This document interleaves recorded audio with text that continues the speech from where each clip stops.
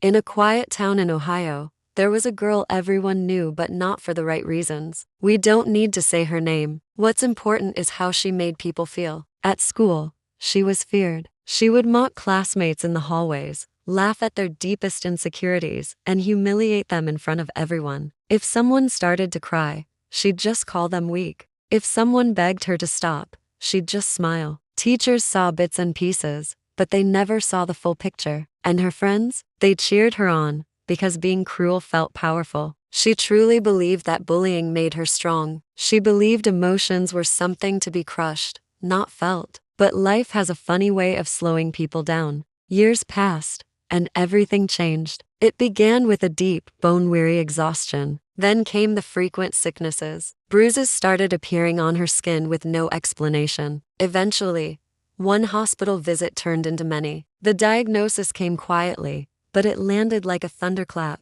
leukemia. Suddenly, the girl who once ruled the school hallways was trapped in a hospital room, surrounded by white walls, beeping machines, and long, long hours of silence. But that wasn't the end of it. As her treatment progressed, her own mind started to turn against her. She developed OCD, haunted by thoughts that wouldn't leave her alone and compulsions she couldn't understand. A constant, gnawing fear took root, a fear she couldn't control. And when night fell, sleep became a stranger. Insomnia. She would lie awake for hours, which turned into days, just staring at the ceiling, listening to the sound of her own breathing. That's when the memories started flooding back. Every single insult she had ever hurled, every laugh she had used as a weapon, every face she had seen crumble before she walked away. In the dead silence of the night, there was no crowd to impress. There were no friends to laugh along with her. There was just her, with her thoughts playing on a painful loop. The very same words she had used to hurt others were now echoing inside her own head.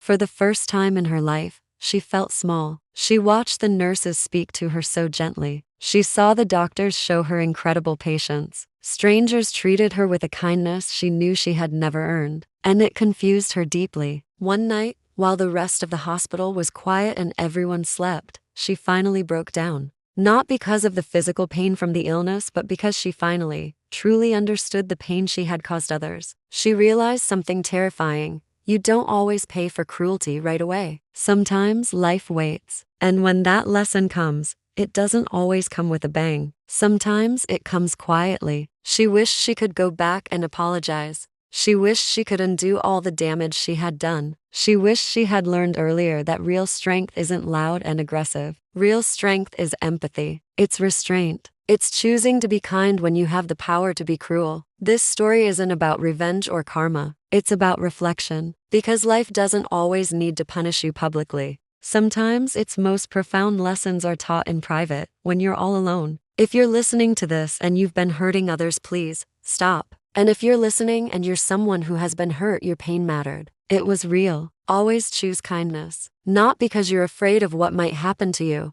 but because being human means caring for one another. You never know when life will ask you to finally feel what you once chose to ignore. Thanks for listening.